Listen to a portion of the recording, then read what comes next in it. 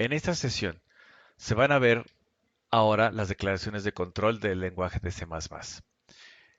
Se va a comenzar con la más simple, la estructura de control más simple, que sería la palabra clave if.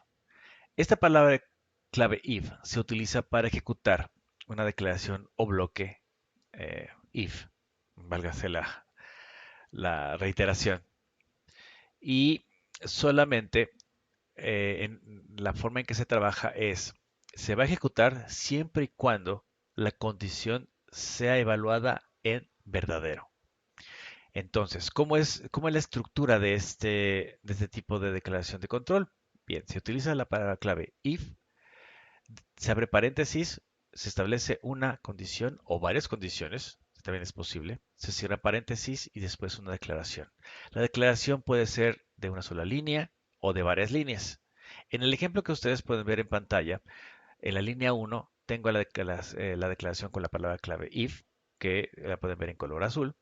Abro un paréntesis y es una declaración de condición en la cual yo comparo si x es igual a 100.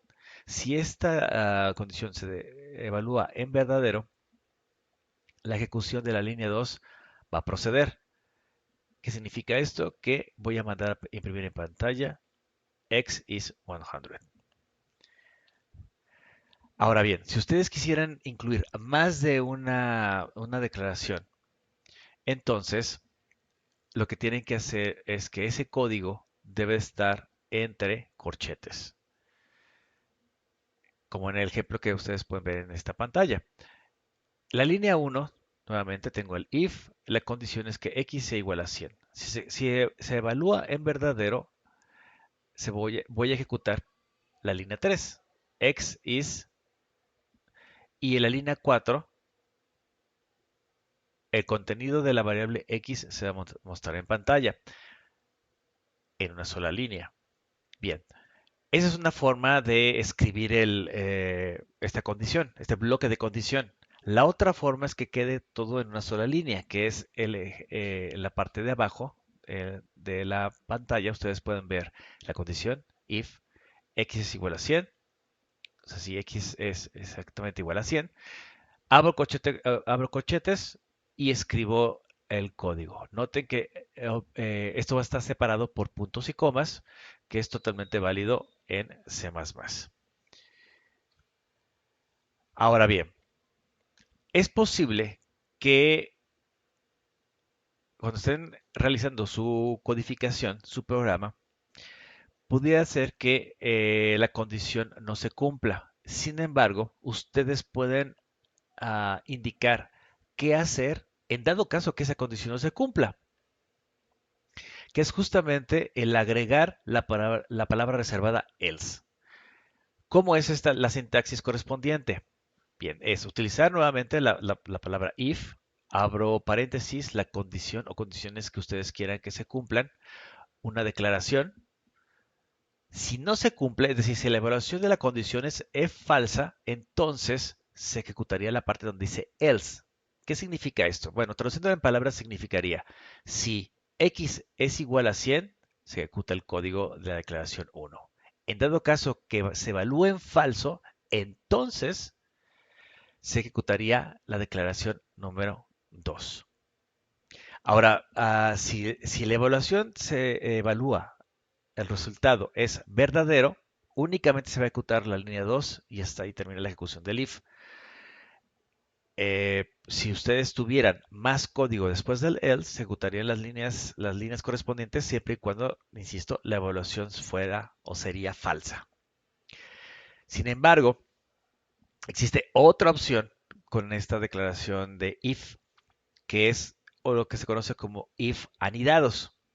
Y es de esta forma. Noten en su pantalla que en la línea 1 tengo una palabra reservada, if, abro paréntesis, la condición. En este caso yo voy a decir que si el valor de x es estrictamente mayor que 0, entonces si eso evalúa en verdadero, yo voy a ejecutar el código que está en la línea 2, que es mandar un mensaje en pantalla diciendo que x is positive.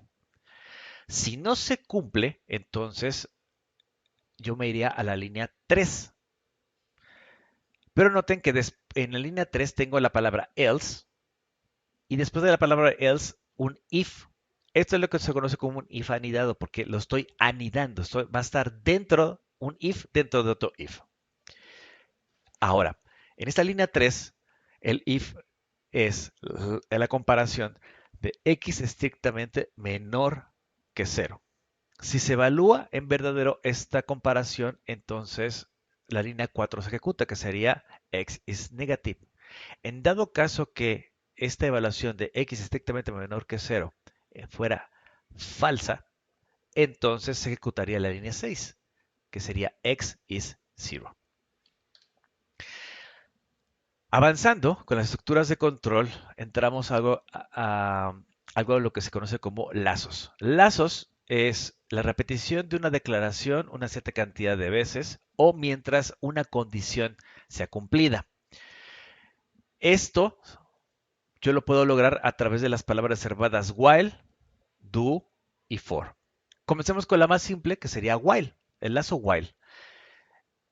¿Cómo yo creo este lazo? Bien, utilizo la palabra reservada while, abro paréntesis, coloco una cierta expresión y después una declaración.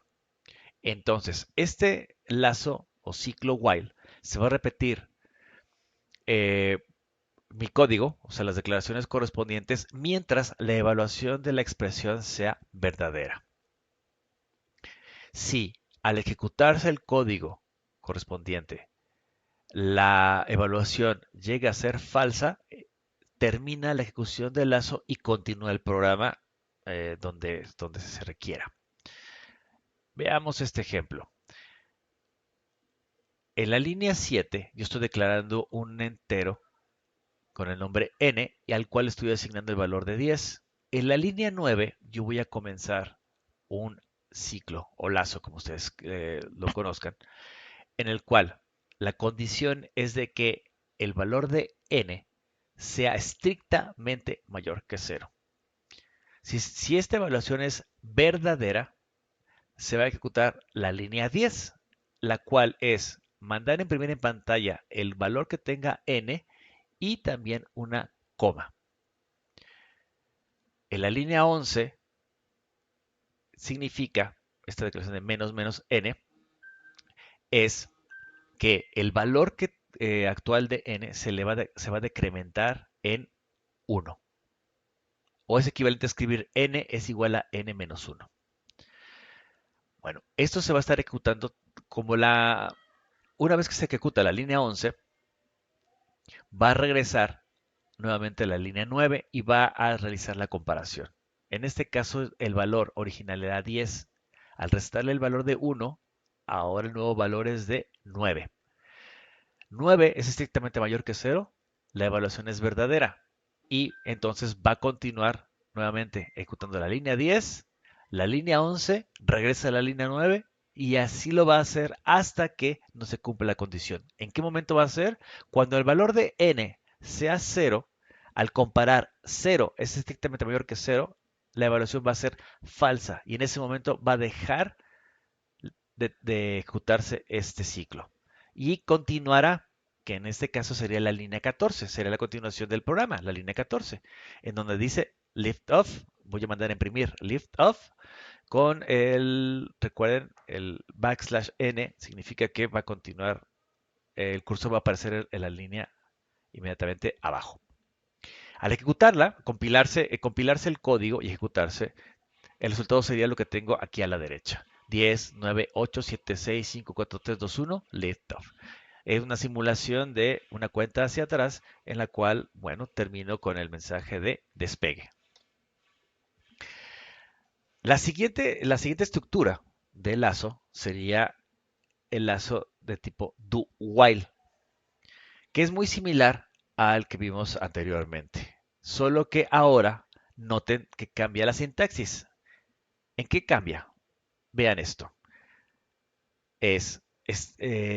Con la palabra clave do, tendré una declaración o declaraciones de código, después la palabra reservada while y una condición.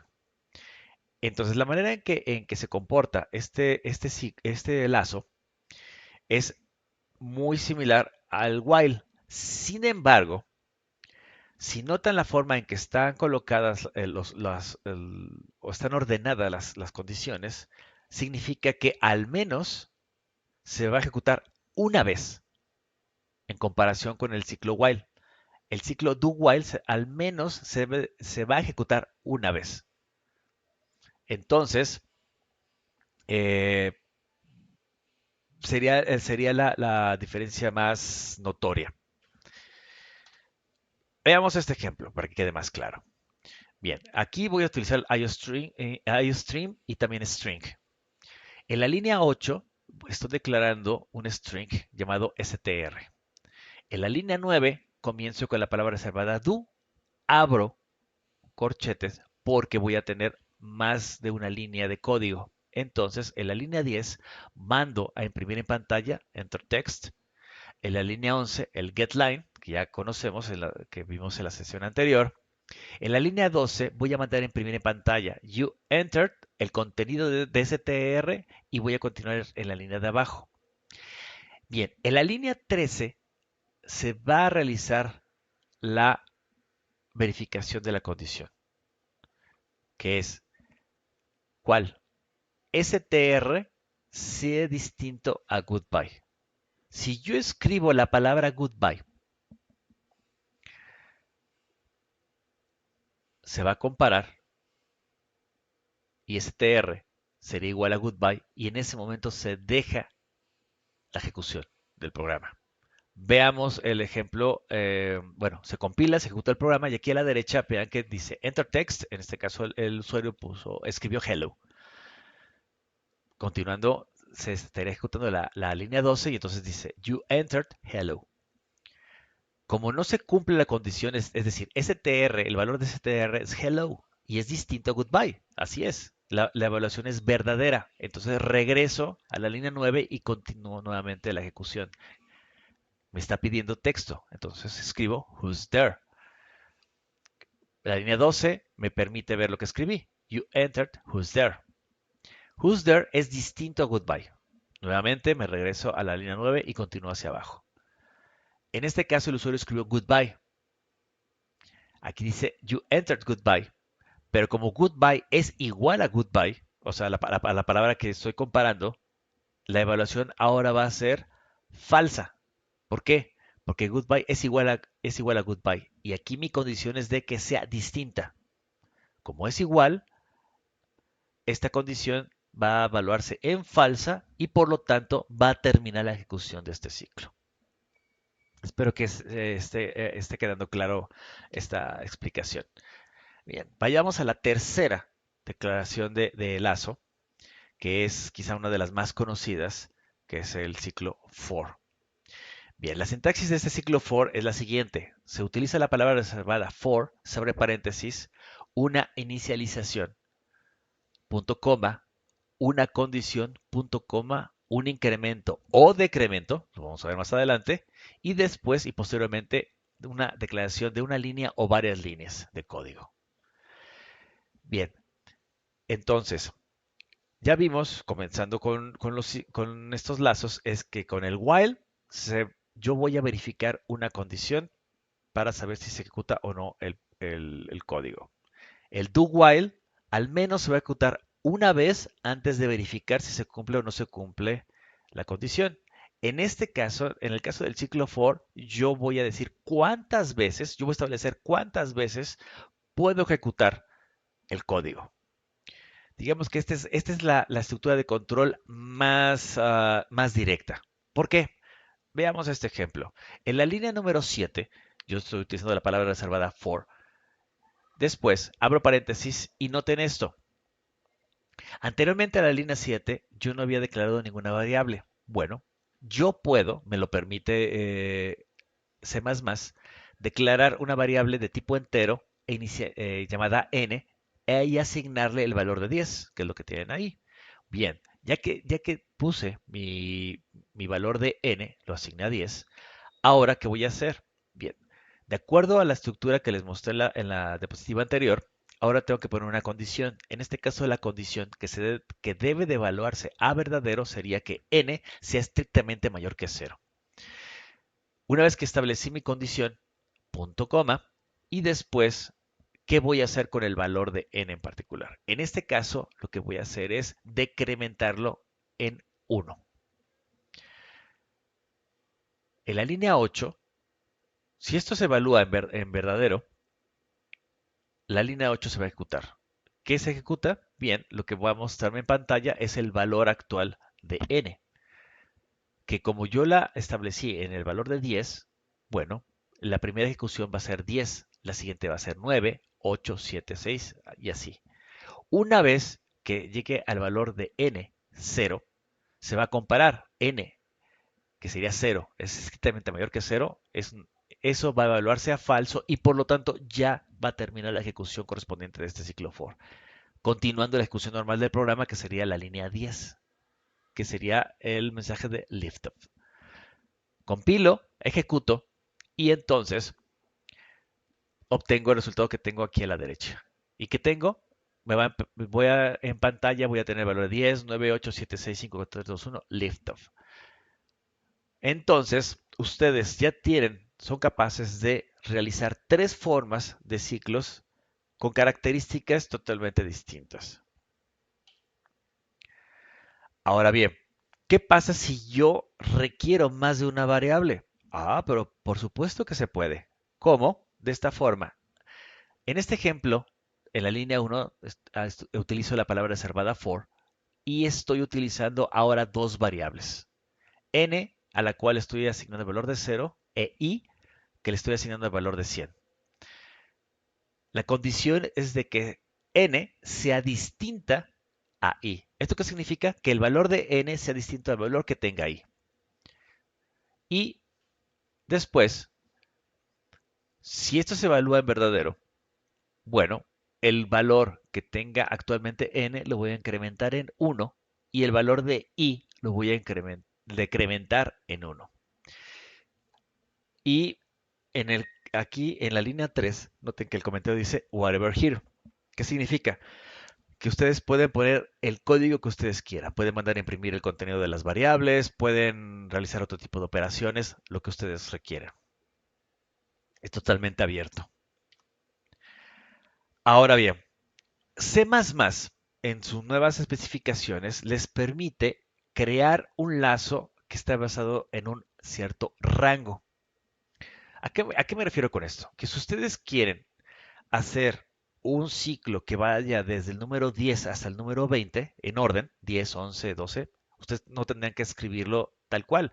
Lo pueden escribir desde el 10, el rango, desde el 10 hasta un número, en este caso sería 20, que es el ejemplo que les estoy mencionando, o el que ustedes requieran o necesiten. Entonces, eh,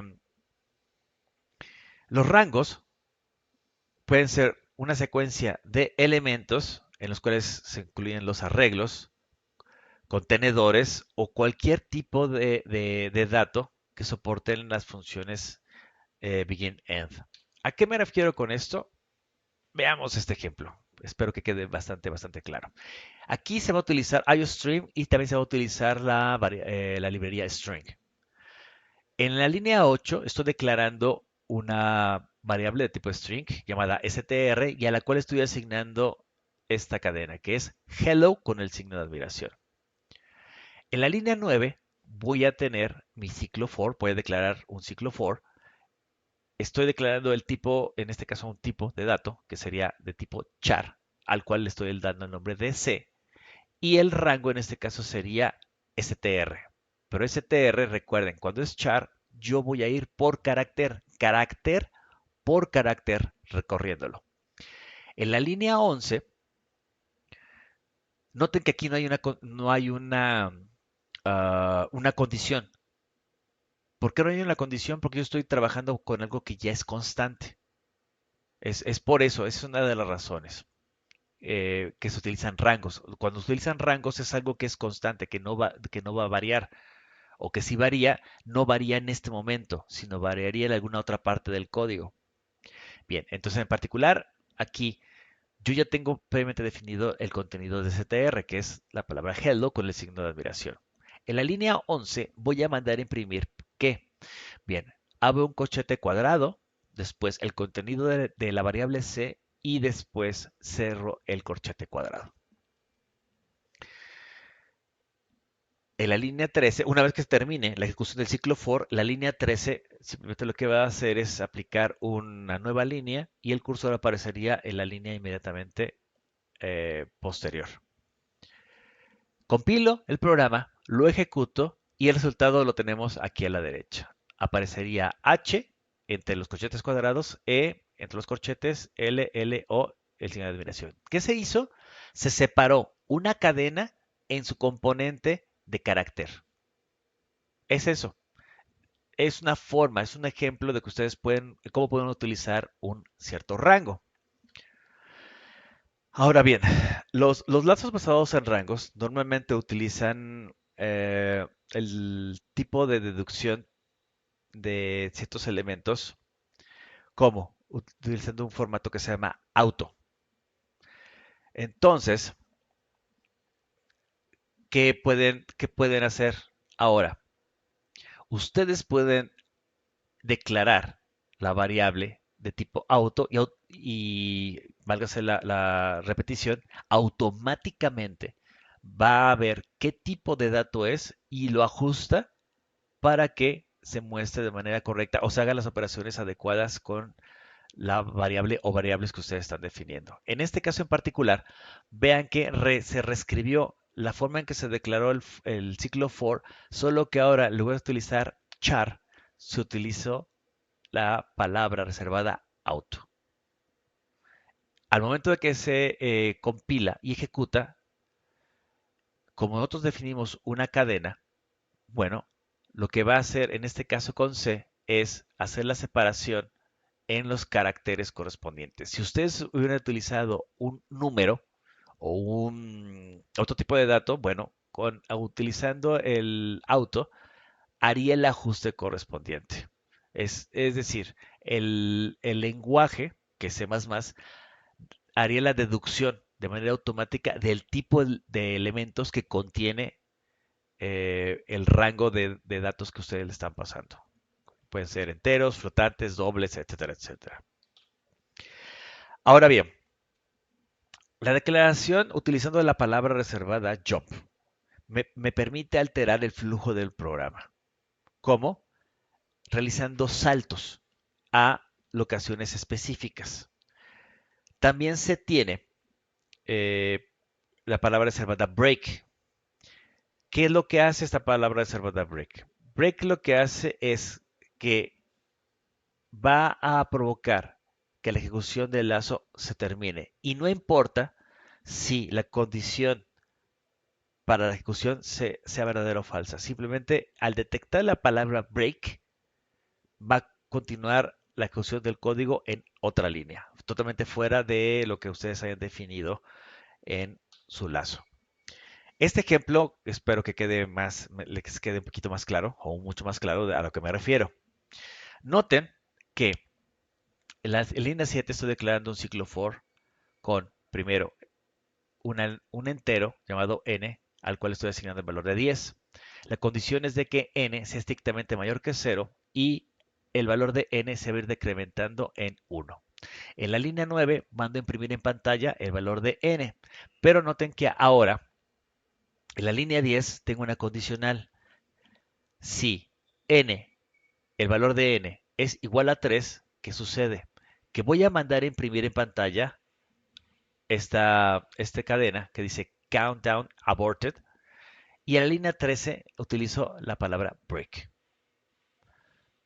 Como no tengo más código después de la línea 15, al momento en que llego a la línea 13 se termina la ejecución de todo el programa.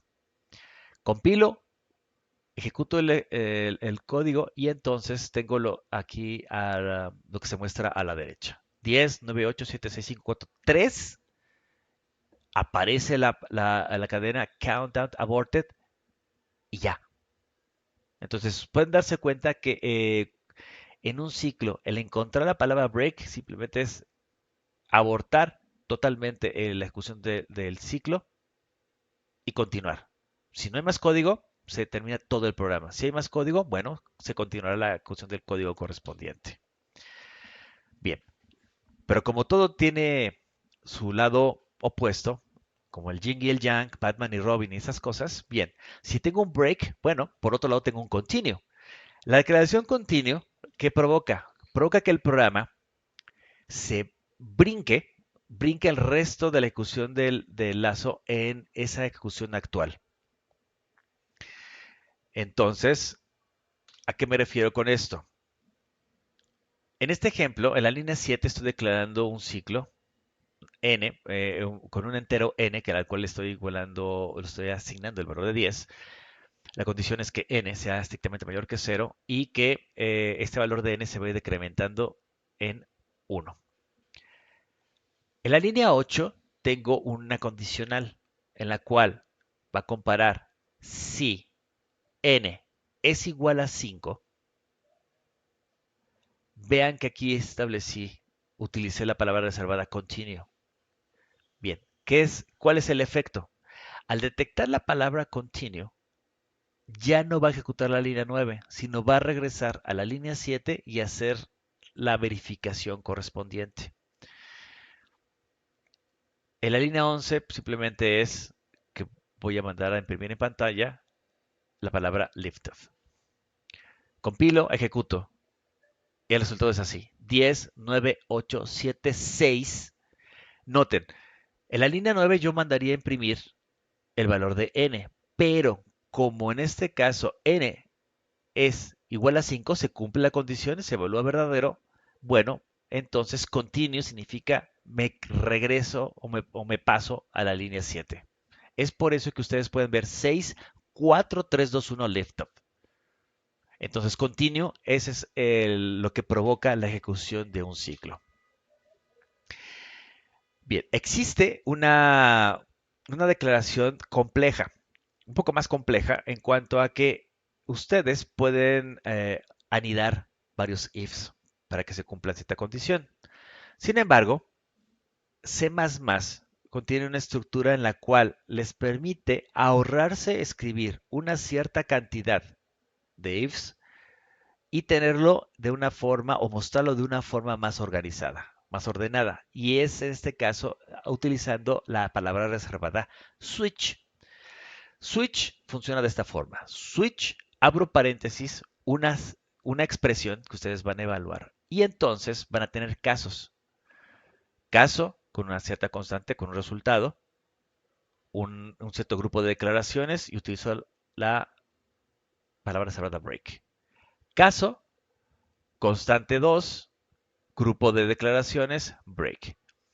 Y finalmente, la última, siempre va a ser la última, es la de default. Default, dos puntos, un cierto grupo de declaraciones. ¿Qué significa esto? Que dependiendo de la expresión, yo voy a tener ciertas constantes. Pero si con esta expresión yo no voy a tener ninguna constante como resultado, entonces por eso establezco este default. Si no se cumple ninguna, bueno, entonces voy a mostrar o voy a realizar cierta acción u operación. Aquí está un ejemplo. Del lado izquierdo tengo un ejemplo utilizando switch. Vean que en este caso utilizo switch, abro paréntesis, pongo una X, cierro paréntesis. Y entonces tengo casos. Caso 1, caso 2. ¿Qué significa esto? Si el valor de X es el número 1, entonces yo voy a ejecutar el caso 1. Si el valor que contiene X es 2, entonces sería el caso 2. Si el valor de X es 3, 4, 5, 20,000 o 10 millones, como no cuadra con el caso 1 ni cuadra con el caso 2, entonces se activa el default. Su equivalente, si yo utilizara ifs, lo tengo a la derecha. Y noten que es más complejo, un poco más enredado o mucho más enredado utilizando ifs anidados que utilizar simplemente un switch, que es, uh, bueno, no es por nada, pero se ve mucho más elegante. Pero se puede hacer también ciertas combinaciones interesantes con switch. Este ejemplo, vean, en la línea 1 tengo la palabra reservada switch, tengo la variable sobre la cual voy a trabajar, que es x. Noten que la línea 2, 3 y 4, en la línea 2 tengo case 1, dos puntos, En la línea 3 tengo case 2, dos puntos, y en la línea 4 tengo case 3, dos puntos. Noten que del case 1 al case 2 no hay código. Del case 2 al case 3 tampoco hay código. Significa que si el valor de x es 1, entonces se tendrá que ejecutar el código 1, es decir, la línea 2, pero no hay nada. Bueno, entonces se va a pasar a la línea 3.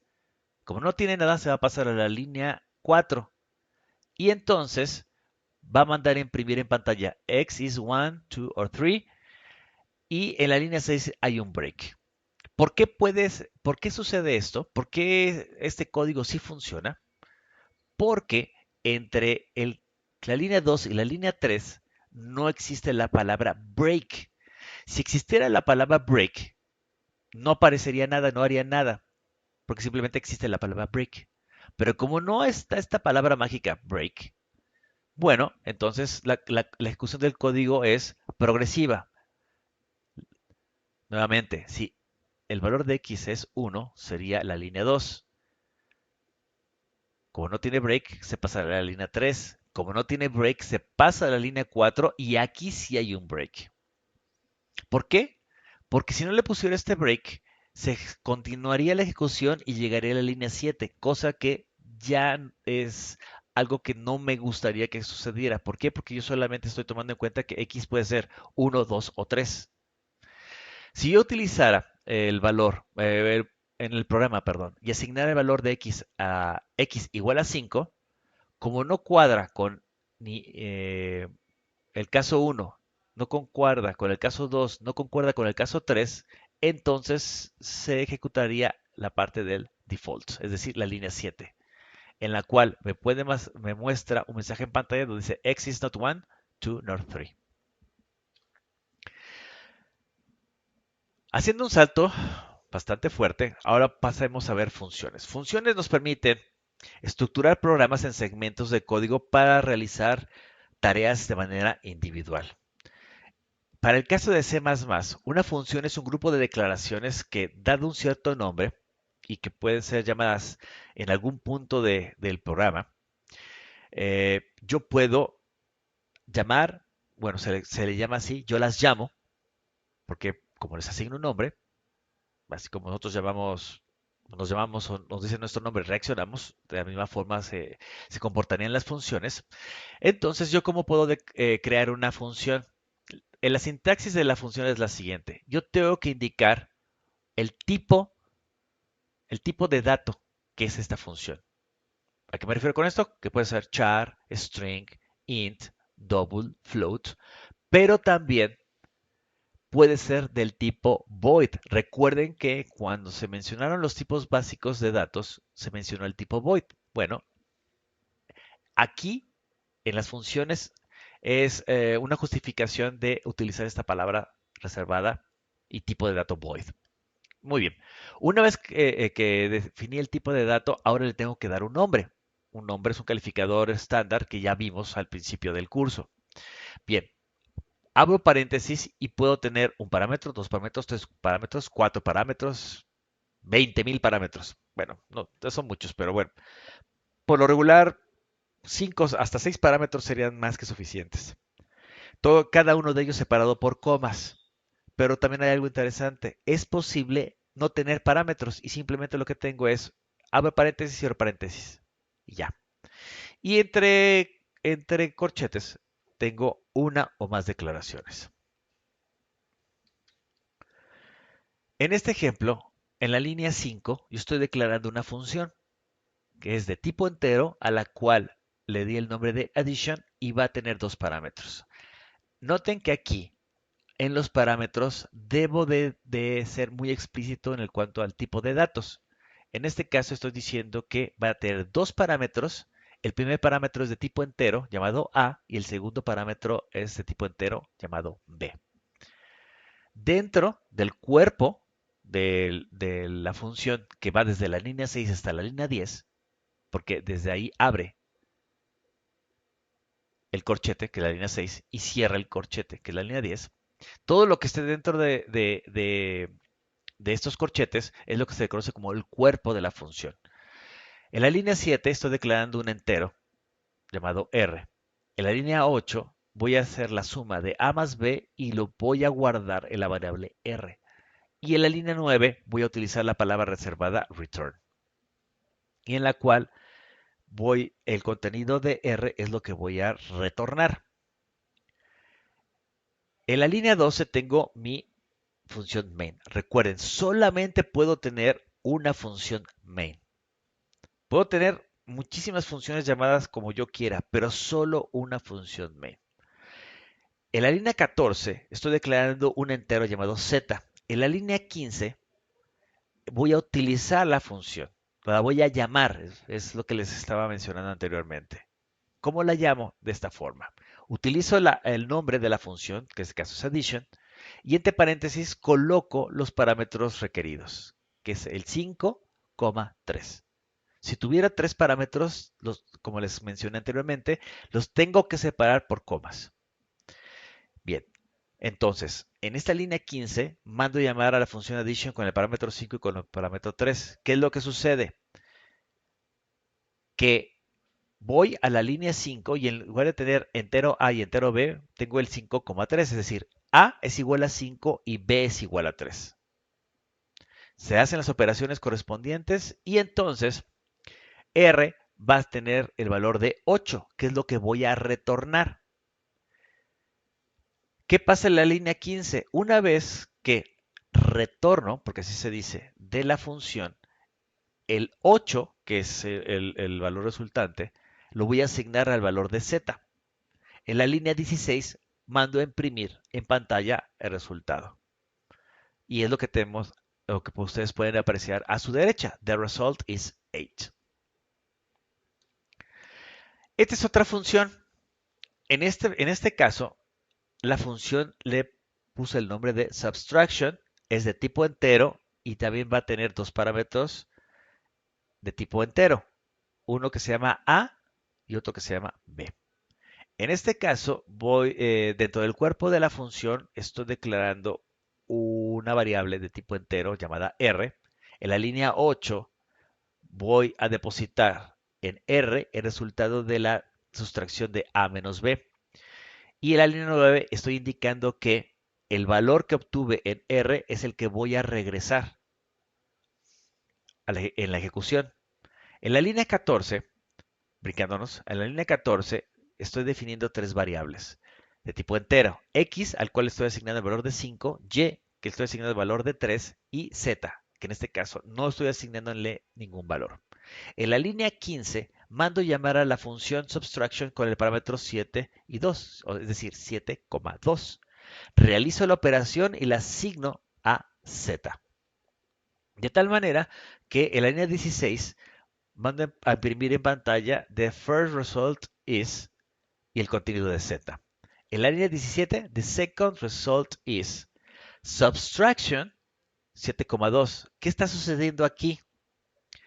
Que yo puedo mandar a llamar a la función con los parámetros adecuados y el resultado es el que voy a, en este caso, a imprimir en pantalla.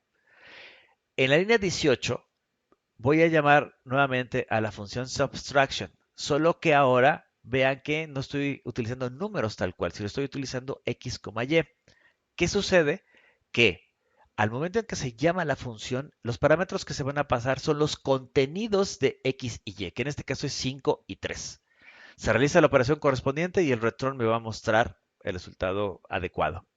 En la línea 19, ¿qué estoy haciendo? Bueno, un número que es 4 lo voy a sumar a subtraction x, y. Nuevamente, estoy llamando a la función con los dos parámetros x, y, pero en realidad lo que estoy mandando a llamar es a la función subtraction. El primer parámetro va a ser el valor de 5 y coma, el segundo parámetro es 3. Finalmente, en la línea 20, el mensaje en pantalla dice the fourth result is y es el contenido de Z. Se compila, ejecuta y es a la derecha el resultado correspondiente. El primer resultado es 5, cosa que es correcta. El segundo resultado es 5, también es correcto. Noten que es la misma llamada a la función, con los parámetros. Yo puedo llamar a la función n mil veces, pero si cambio el valor de los parámetros, obviamente el resultado va a ser distinto. En este caso, lo que hice en la línea 15 y en la línea 17 es mandar a llamar a la función con los mismos parámetros, por lo tanto el resultado es el mismo. Para el caso de la línea 18, los parámetros ya son distintos. ¿Por qué? Porque estoy pasando el parámetro 5 y el parámetro 3 y el resultado es 2, totalmente correcto. En la línea 19 mandé llamar a la función con el parámetro 5 y con el parámetro 3. El resultado de eso es 2, pero como le estoy sumando el número 4, el valor de z ahora es 6 y es justamente el último resultado. En este ejemplo, estoy utilizando ahora la palabra reservada o el tipo de dato más bien void. ¿Qué significa void? Es un tipo de dato que no ocupa un espacio. Ustedes pueden empezar a ver, ¿cómo que no ocupa espacio? Bien, para hacerlo más simple, si yo veo una función que dice void, que comienza con la palabra void, significa que no va a retornar ninguna función, no va a ocupar espacio para guardar el resultado de una variable o variables. Muy bien, y es lo que está sucediendo aquí. En la línea 5 comienzo con un void, el nombre de la función es printMessage y en este caso no hay parámetros. Entonces abro y cierro el paréntesis, totalmente válido en C++. La línea 7 dice cout, es decir, voy a mandar a imprimir en pantalla I'm a function. En la línea 10 tengo mi main. En la línea 12 estoy mandando llamar a la función.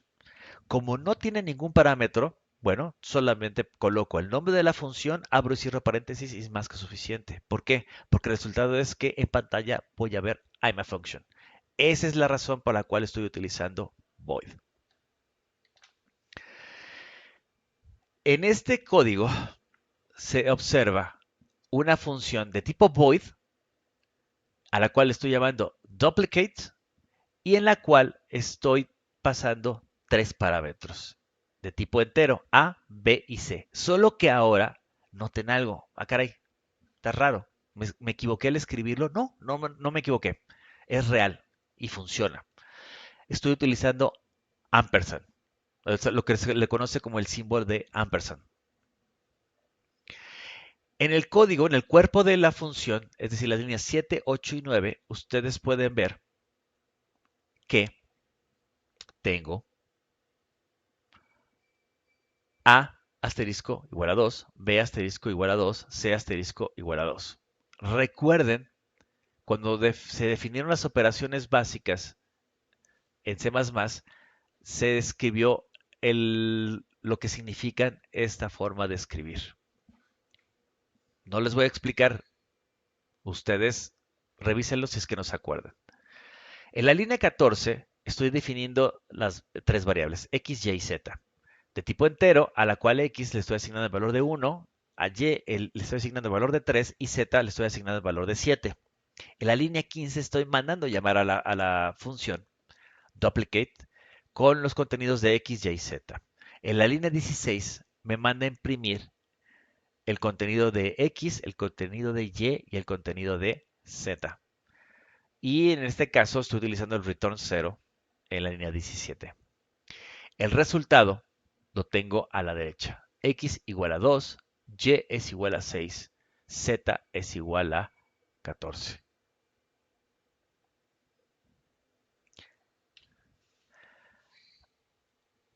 Quizá ustedes tengan en este momento dudas de ¿y por qué se metió ese ampersand, ese símbolo ampersand? Bueno, en este caso, en este último ejemplo, para que se puedan tener acceso a los argumentos, la función declara sus parámetros fueron declarados como una referencia. En el lenguaje de C++, las referencias se indican con el ampersand. Y después el tipo, o sea, se utiliza el ampersand inmediatamente después del tipo de dato. Es decir, el tipo de dato y escribo el ampersand. Ok. Ahora, ¿qué sucede con esto? ¿Qué significa esto? Bueno, cuando una variable se pasa por referencia, lo que se está pasando no es una copia, sino es la variable en sí. Entonces, la variable que se identifica justamente con el parámetro de la función se asocia con el argumento que se está pasando a la función. Entonces, a final de cuentas, que lo que yo, la operación que yo haga con esa variable, le va a afectar el valor de manera real. Entonces, si yo originalmente tenía el valor de 2, pero después por referencia le sumé un 4, ahora va a ser el valor de 6. Y así sucesivamente, que es justamente lo que pasó en la función anterior. Noten que yo hice operaciones dentro de la función, pero se reflejaron de manera global. Esa es una forma en la cual ustedes pueden operar con las funciones. Otra manera de utilizar esto es una función. A una función ustedes no le pueden pasar arreglos ni matrices de manera directa, pero sí lo pueden hacer utilizando referencias. Y eso lo veremos en una sesión posterior. Espero que les haya sido de su agrado esta sesión y ya saben, cualquier duda o comentario, ya conocen los canales correspondientes para contactarme. Que tengan un buen día.